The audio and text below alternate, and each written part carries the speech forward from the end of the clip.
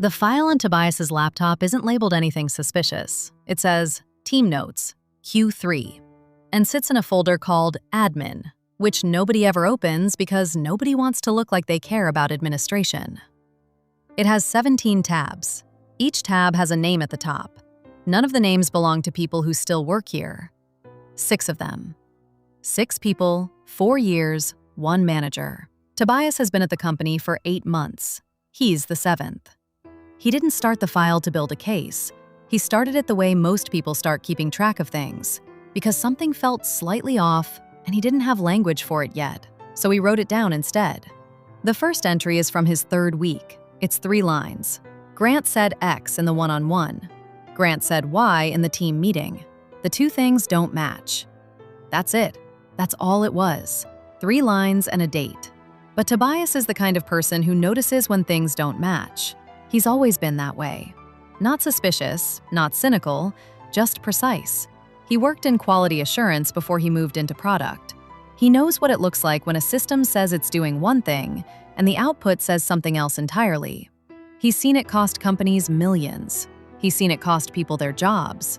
He knows better than most that the gap between stated process and actual outcome is where everything important lives. So he kept writing it down. Grant Calloway has been a senior manager at this company for 6 years. Before that, he was a team lead at 2 other firms. And before that, according to his LinkedIn, which Tobias has read twice, he was described by a former colleague as the kind of person who makes everyone around him better. That quote has been on his profile for at least 4 years. Nobody has removed it. Nobody has questioned it. He is easy to like. That's the first thing everyone says. Easy to like, easy to talk to. The kind of person who remembers your coffee order and asks about your sister's surgery and makes you feel, in any given 20-minute conversation, like you are the most interesting person in the building. Tobias liked him too, right up until week 3. The way Grant runs his one-on-ones is something people in the office call coaching. He sits across from you, never behind his desk, always in the chairs by the window, and he asks you where you want to be in 3 years. Not where you want to be at the company, in your career, in your life. It's a bigger question than most managers ask, and people respond to it the way you respond to a bigger question. They open up. And Grant listens. He really listens. He leans forward, he nods, he asks follow-up questions that prove he retained what you said, and by the end of the conversation, you feel seen and understood, and like you have a genuine ally in this place. What Tobias noticed in week 3 was small. Grant had asked him about a project he'd proposed, something Tobias had shared in confidence, still rough, still forming. And in the team meeting 2 days later, Grant mentioned a concept that's been circulating, without naming a source, without attribution, with just enough vagueness to be deniable. The concept was Tobias's. It might have been a mistake. Grant might have simply forgotten where it came from. These things happen. Tobias knows these things happen. He wrote it down. 3 weeks later, he started asking quiet questions, not pointed ones, nothing that would read as suspicious or aggressive. He asked people who'd been at the company longer than he had. He asked the way you ask when you're new and genuinely curious, because he was still new and he was genuinely curious, and that made the questions land clean. He asked about the people who used to be on Grant's team. And here's the thing about asking quiet questions in a company where people trust you. They answer. Every single person he spoke to said the same thing about Grant's former reports. Not that they were bad at their jobs, not that they caused problems, just that they left. One after another for different reasons, all of them reasonable, none of them alarming on their own. 6 people, 4 years, and Tobias is the 7th. The file has 17 tabs now. He hasn't decided what to do with it yet, but he's stopped pretending he started it by accident. The first name Tobias finds is Avery. She left 14 months ago. Everyone remembers her leaving as amicable, a better opportunity, more money, a title she'd been chasing. Grant had written her a LinkedIn recommendation the week she gave notice. It's still live. 3 paragraphs, warm and specific, calling her one of the sharpest product minds he'd worked with. Avery liked the post when it went up. She commented a single sentence, "Thank you for everything." Tobias reaches out through a mutual connection. Just a message. Hey, I'm on Grant's team now. Would love to pick your brain about the space. The reply comes back in 2 hours. She says she's happy to talk, but not in writing. They get on a call on a Thursday afternoon.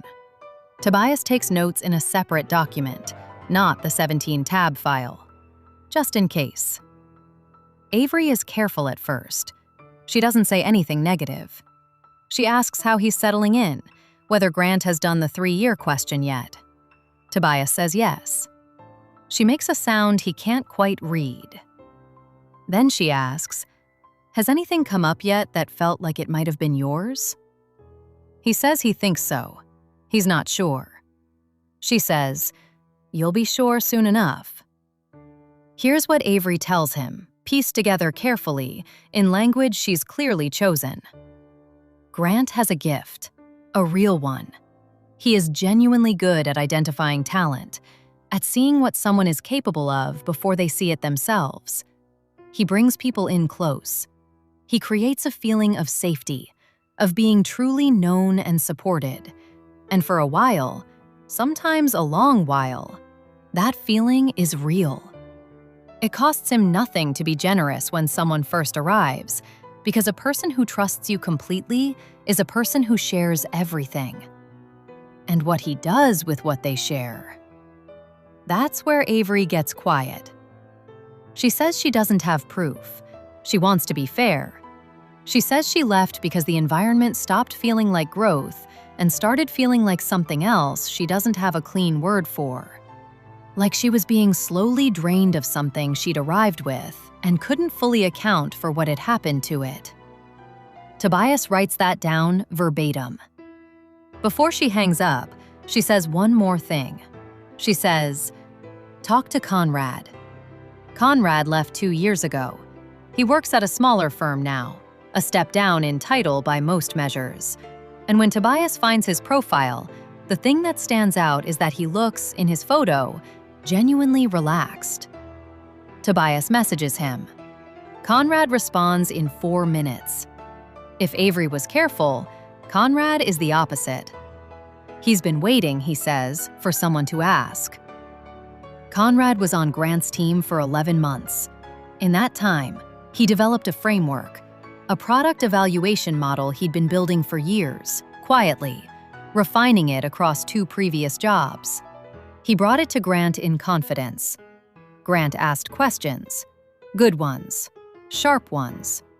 The kind of questions that made Conrad feel like he was in the presence of someone who truly understood what he was building.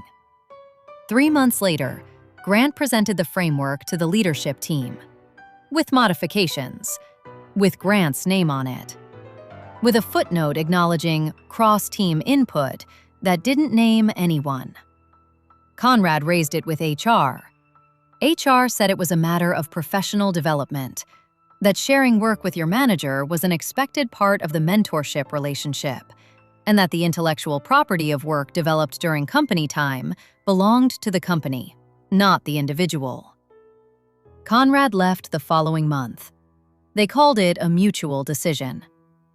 He says, "The thing that gets me, even now, is that he wasn't wrong that I needed a mentor.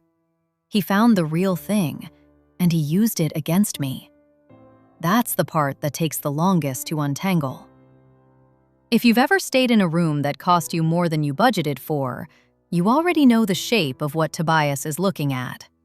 Subscribe if you want to stay for where this goes, and I mean that. This one doesn't end where you think it ends. Tobias has now spoken to 2 of the 6. He has a name for the 3rd, a woman named Neve, who left 18 months ago under circumstances everyone at the office calls a bit sudden.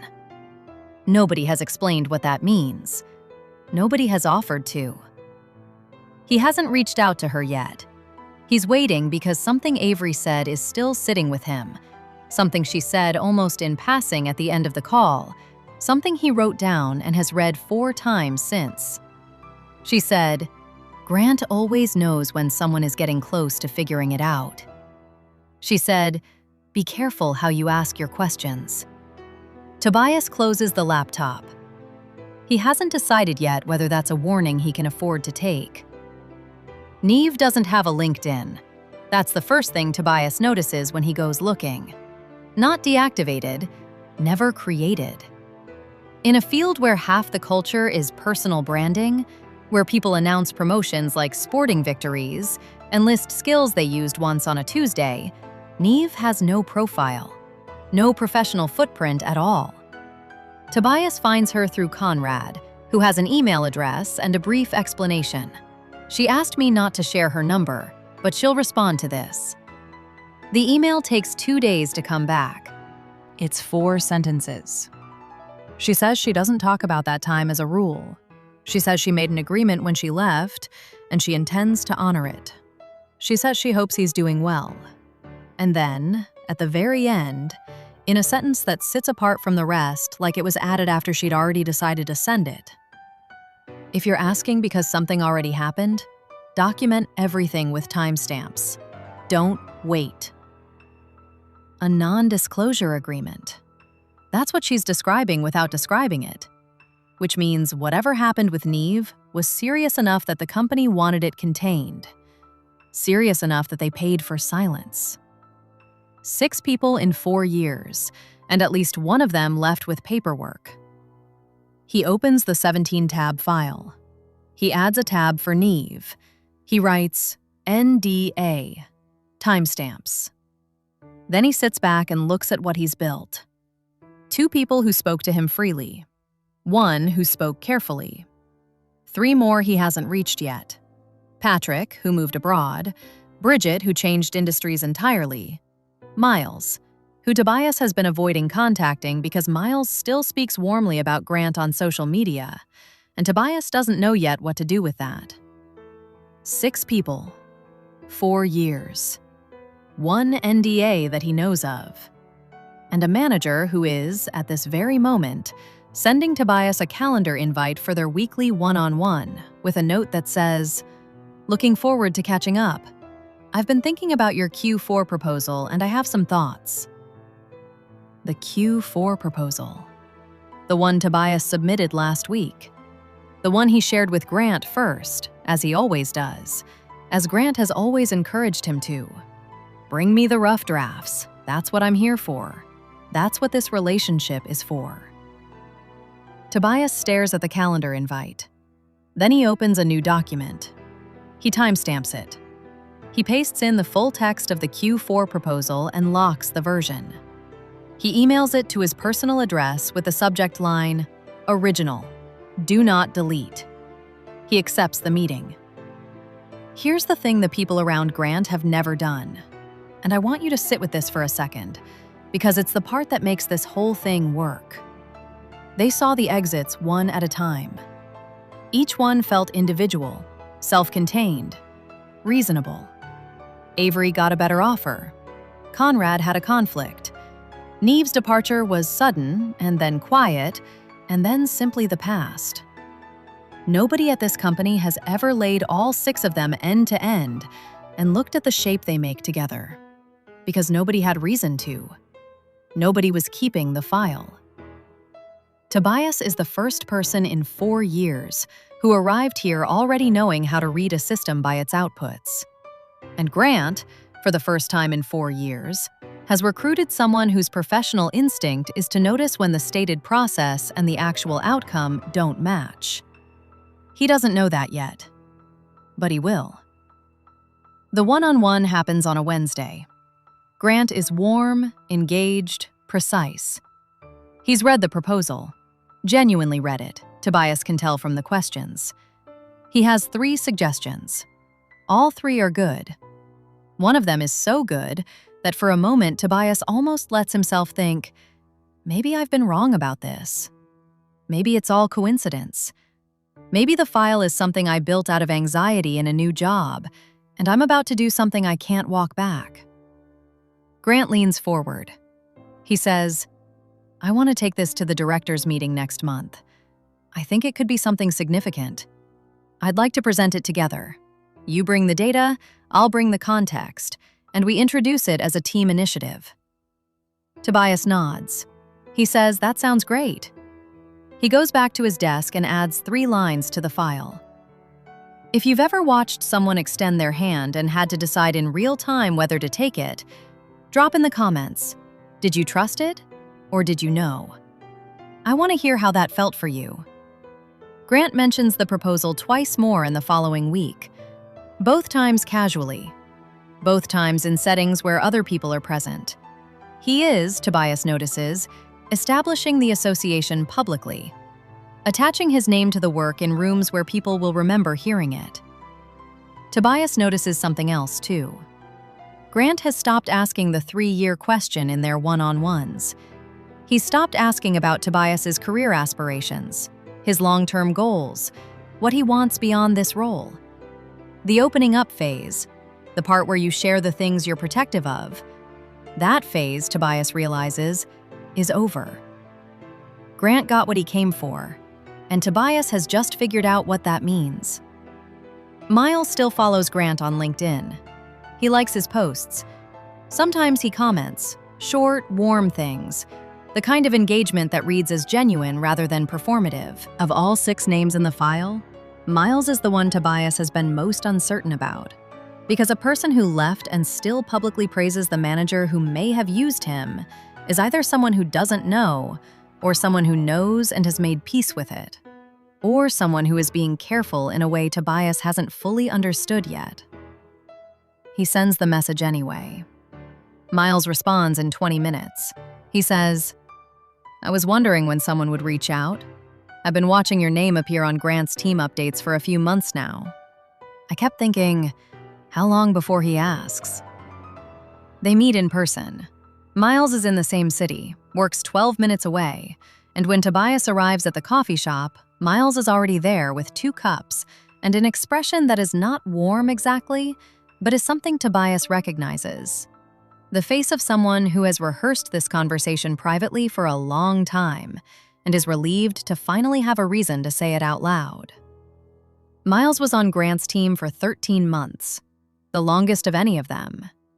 He left not because of a single incident, but because of an accumulation he spent a long time trying to talk himself out of. He says, "I'm a reasonable person. I kept asking myself, am I being paranoid? Am I being ungrateful? He gave me real opportunities. He opened real doors. How do you hold both of those things at once?" Tobias says, "You hold them the same way you hold anything that costs more than it was supposed to." Miles looks at him for a moment. Then he nods. Here's what Miles tells him that none of the others could. Miles, before he left, tried to talk to someone. Not HR. He'd watched what happened with Conrad, and he wasn't going to make that mistake. He went sideways instead. A director he trusted. A woman named Sylvia, who had been at the company for 11 years, and who Miles believed, genuinely believed, would listen. Sylvia listened. She asked good questions. She said she appreciated him coming to her and that she would look into it with appropriate discretion. 3 days later, Grant mentioned in a one-on-one that he'd heard Miles had been going through a difficult period and wanted to make sure he felt supported. Miles handed in his notice that afternoon. He says, "She told him. I don't know why. I don't know what their relationship is. But she told him within 72 hours, and he came into that meeting and sat across from me and smiled like he was doing me a favor. And I knew then that I was never going to win this from the inside." Tobias writes everything down. He asks Miles, "Why do you still follow him? Why the likes, the comments?" Miles wraps both hands around his cup. He says, "Because the day I stop, he'll know I'm not over it. And I don't want him to know anything about where I am." Tobias walks back to the office with 17 minutes until a product stand-up and a very clear understanding of the situation he is actually in.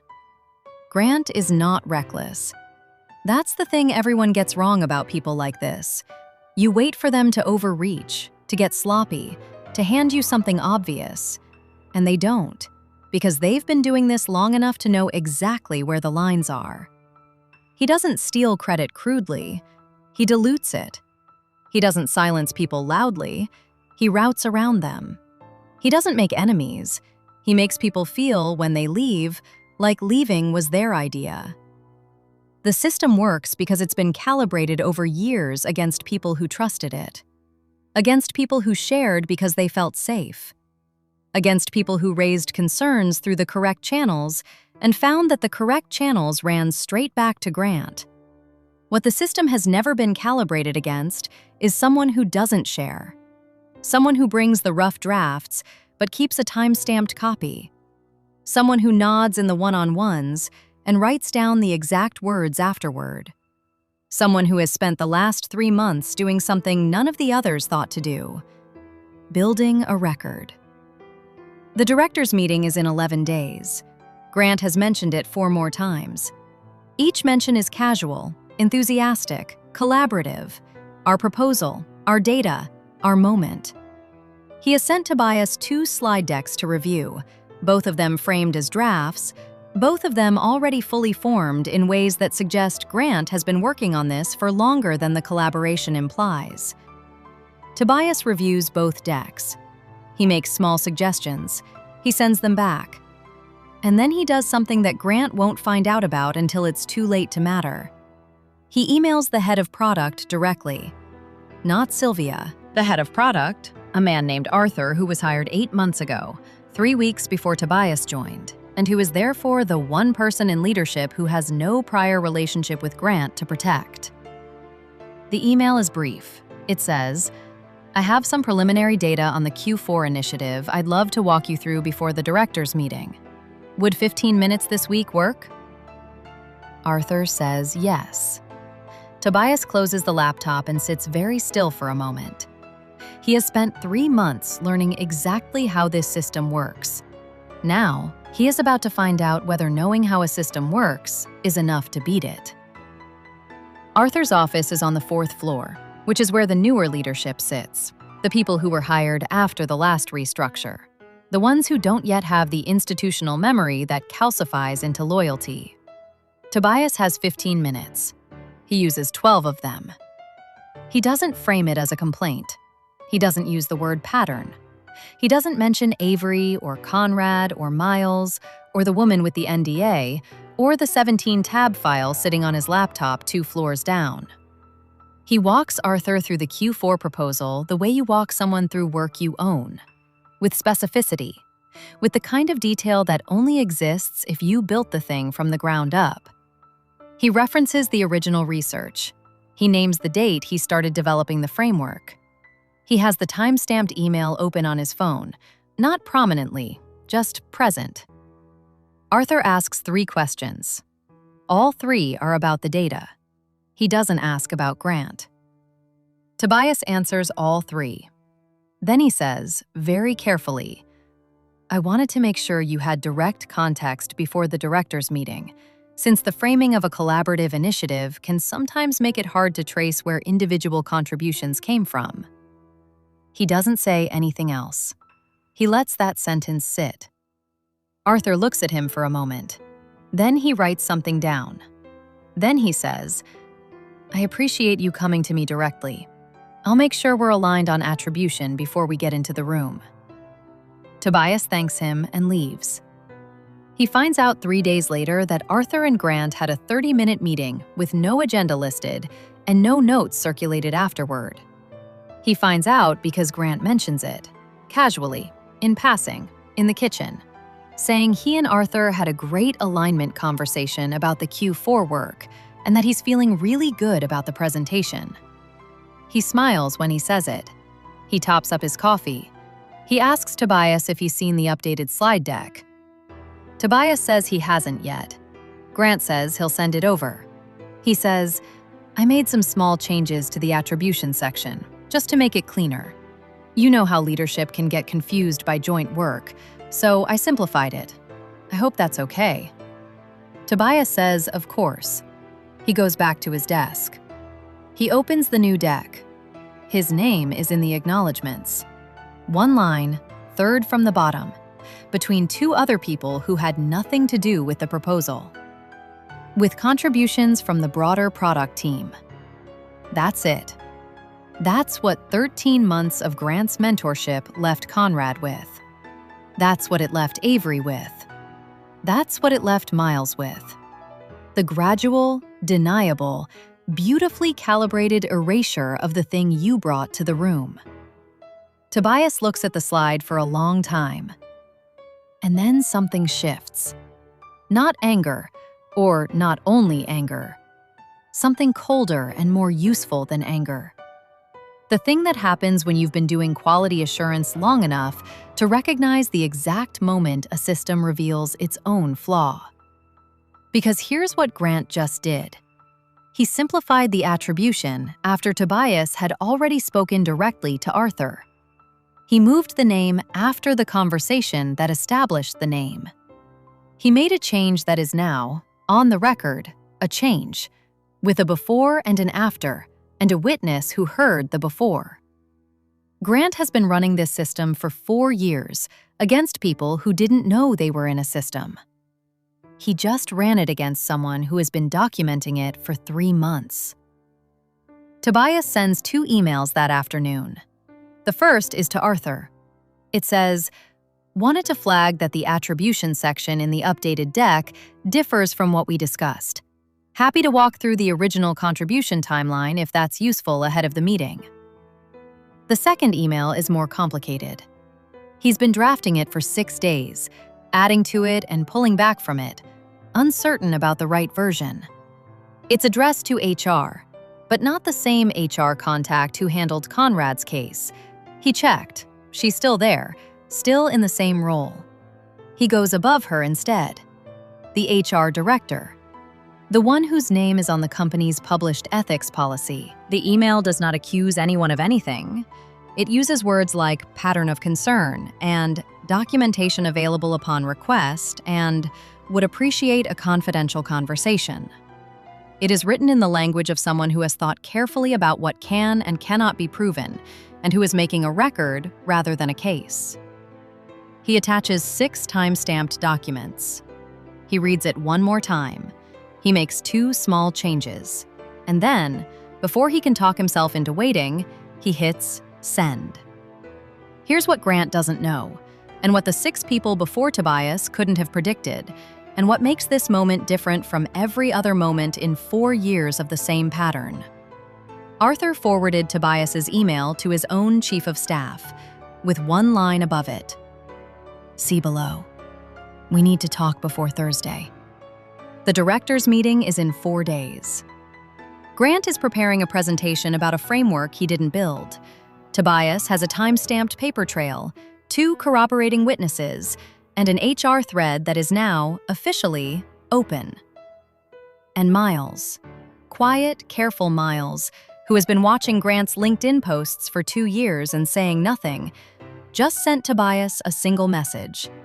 It says, "I'm ready to talk on record. Tell me when." The directors' meeting is on a Thursday at 2 in the afternoon. Grant arrives early. Tobias knows this because he walks past the glass-walled conference room at 1:45 and sees him already there, arranging the room in the particular way Grant arranges rooms.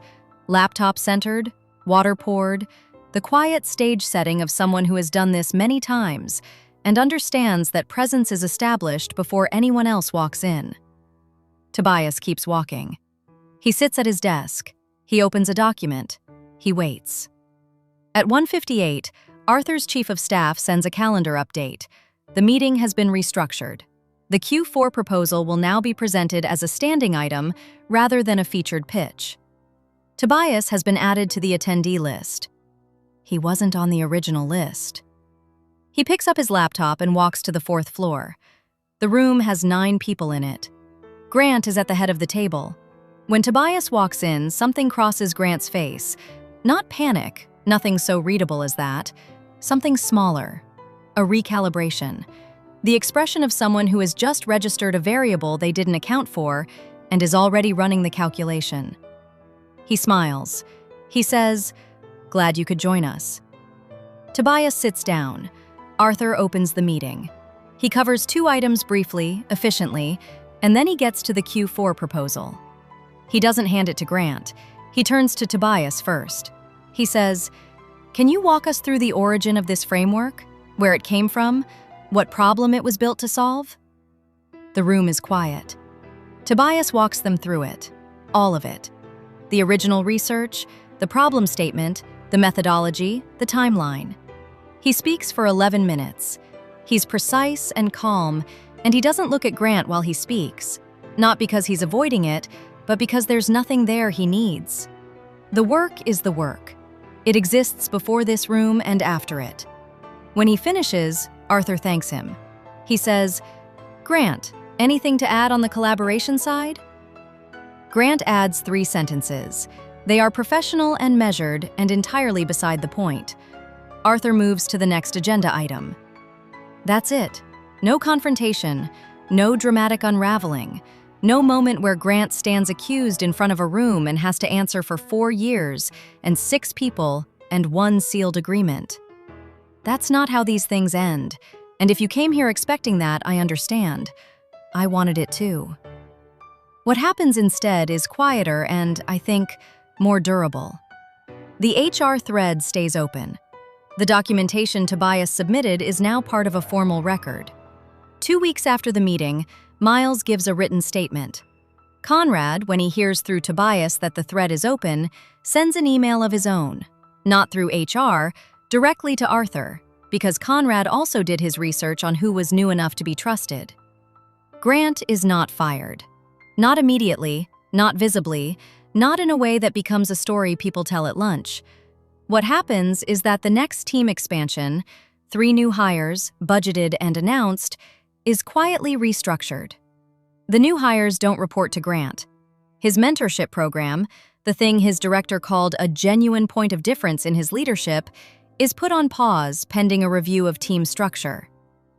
And the 7 people who were supposed to be his reports are now 6, because Tobias requested a transfer to Arthur's direct team, and the request was approved within 48 hours.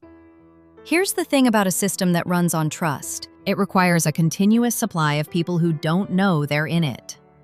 It requires exits that look individual and arrivals that start from 0. It requires that nobody ever lays the whole shape out flat and looks at what it actually is. Tobias didn't break the system by being smarter than the 6 people before him. Avery was smart. Conrad was smart. Miles was paying attention in his own way. What Tobias had wasn't better instincts. It was a different starting point. He came from quality assurance. His entire professional reflex was to look at outputs before he trusted processes. He arrived already knowing that the gap between what a system says it does and what it actually does is where everything important lives. Grant found that out too late. The file still exists. Tobias hasn't deleted it.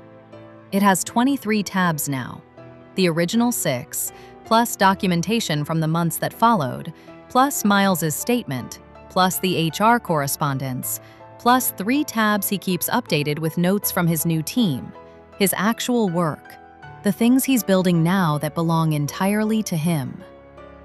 Tab 1 still has 3 lines and a date. That's the thing about keeping records. You don't always know when you start what you're building. You just know something doesn't match, and you write it down, and you stay. If you've ever been in a room that was costing you something and couldn't name what, if you've ever left a job and spent a year afterward trying to understand what actually happened, I hope this one gave you some of the language for it. Not all of it, but some.